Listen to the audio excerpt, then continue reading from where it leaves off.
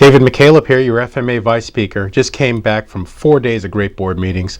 So many great leaders there. People who aren't necessarily endorsing me as I run for re-election, but Ralph Nobo, John Catapodis, David Becker, Melissa Hartman, so many others on the board I can't even name. But there are 3 to 4 who've caused some trouble, and I'm going to refer to them, but not by name. And I just think you deserve to know these things in the spirit of transparency.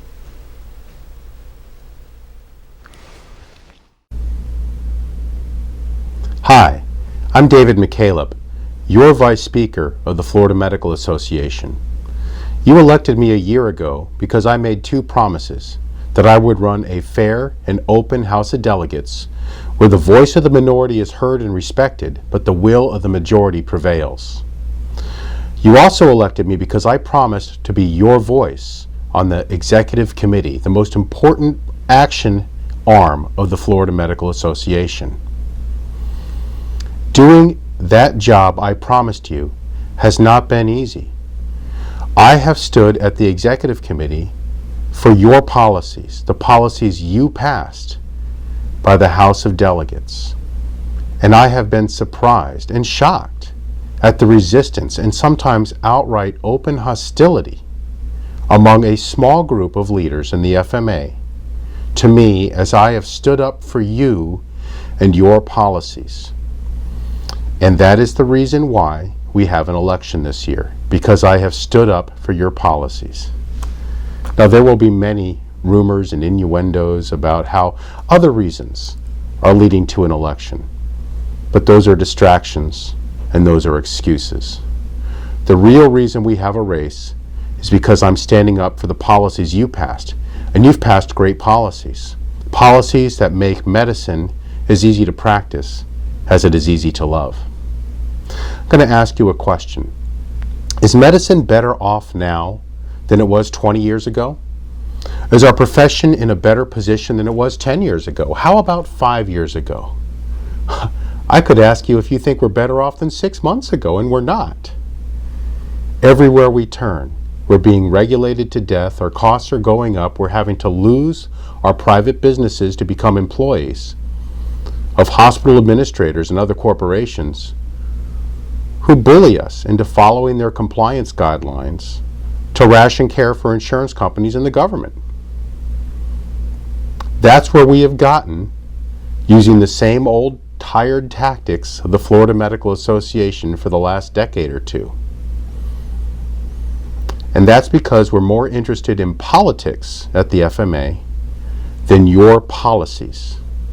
And that is exactly what happened at the AMA and why we now have Obamacare that is destroying our medical profession. Well, I won't let that happen to the FMA. So when I speak up on your behalf, it doesn't go down well. When I say, how come we're pushing a bill that would create a rationing panel that the government can use to deny insurance benefits to our patients, I'm told that I shouldn't ask those questions.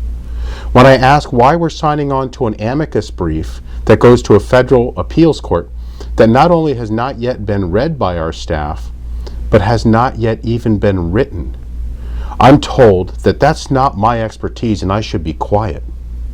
When I ask why we're signing a contract that could bankrupt our organization if an insurance program we endorse doesn't deliver on its benefits, I'm met with hostility and anger. In other words, a small group of leaders within the FMA, not all of them, just a small, effective group, have decided it's more important to play politics and to have a rubber stamp than it is to have your voice on the Executive Committee of the Florida Medical Association. Now, I know there's a lot of doom and gloom out there, but I'm going to ask you to imagine something better. Imagine a future where you're in charge of your practice. Imagine a future where the doctor and patient relationship is all that matters. Where when you order a test, you don't have to get approval from some benefit manager in another state who's not even in your specialty. A future where you have a practice and you work as long and as hard as you want to, or less, but you still make a great living and you have a thriving independent practice.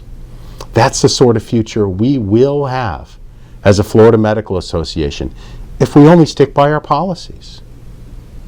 So I'm going to ask you to reject the personal attacks and the innuendos and the nonsense that's coming from my opponents and from those who are supporting them.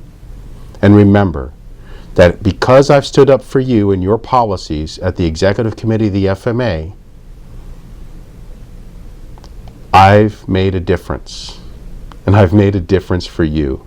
And I'm going to keep making that difference if you will elect me as the next Vice Speaker of the Florida Medical Association. Re-elect me. David McKalip. God bless you.